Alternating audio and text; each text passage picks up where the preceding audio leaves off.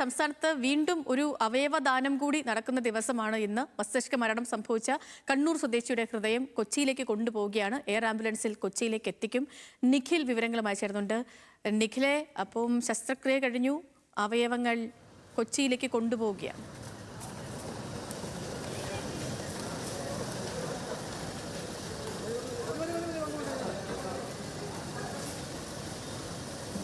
DSC സെന്ററിലേക്ക് അവിടെയുള്ള ഹെലിപാഡിലേക്ക് പോയിട്ടുണ്ട്. ഹെലികോപ്റ്റർ നേരത്തെ തന്നെ സജ്ജമാക്കി നിർത്തിയിരുന്നു.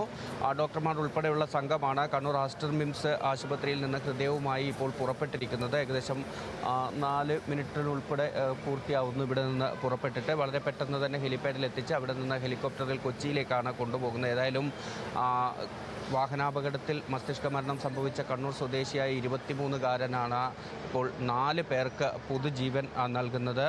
അതിൽ ഹൃദയം ആസ്റ്റർ മെഡിസിറ്റി കൊച്ചിയിൽ ചികിത്സയിലുള്ള ഒരു രോഗിക്കാണ് നൽകുന്നത്. ഒപ്പം തന്നെ കരൾ കോഴിക്കോട് ബേബി മെമ്മോറിയൽ ആശുപത്രിയിൽ ചികിത്സയിലുള്ള രോഗിക്കും, 2 കിഡ്നികളിൽ 1 കോഴിക്കോട് മെഡിക്കൽ കോളേജിൽ ചികിത്സയിലുള്ള രോഗിക്കും, മറ്റൊന്ന് ഈ കണ്ണൂരിലെ ആസ്റ്റർ മിംസ് ആശുപത്രിയിൽ തന്നെ ചികിത്സയിലുള്ള രോഗിക്കുമാണ് ദാനം ചെയ്യുന്നത്.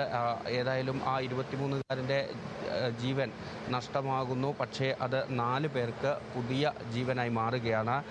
ഈ 23-കാരൻ്റെ കുടുംബം ഇത്തരത്തിൽ അവയവദാനത്തിന് സമ്മതം അറിയിക്കുകയായിരുന്നു. അതേസമയം തന്നെ എത്രയും കാരുണ്യത്തോടുകൂടി അങ്ങനെ ഒരു തീരുമാനമെടുത്ത ആ കുടുംബം തങ്ങളുടെ ഈ മകൻ്റെ പേരോ മറ്റു വിവരങ്ങളോ ഒന്നും തന്നെ അത്തരത്തിൽ പരസ്യപ്പെടുത്തേണ്ടതില്ല എന്നൊരു അഭ്യർത്ഥന കൂടി നടത്തിയിരുന്നു. അതുകൊണ്ട് തന്നെ നമ്മളിപ്പോൾ ആ യുവാവിൻ്റെ പേരോ മറ്റ് വിവരങ്ങളോ ഒന്നും നൽകുന്നില്ല. പക്ഷേ മനുഷ്യൻ ഇങ്ങനെ മാതൃകയാകുന്ന പല സാഹചര്യങ്ങൾ നമ്മൾ കാണുന്നുണ്ട്. അതിൽ ഏറ്റവും ഒടുവിലത്തെ ഉദാഹരണമായി ഈ 23-കാരനും മാറുകയാണ്. ഏതായാലും ഇന്ന് രാവിലെ തന്നെ ഈ ശസ്ത്രക്രിയ നടപടികൾ കണ്ണൂരിലെ ആസ്റ്റർ മിംസ് ആശുപത്രിയിൽ ആരംഭിച്ചു.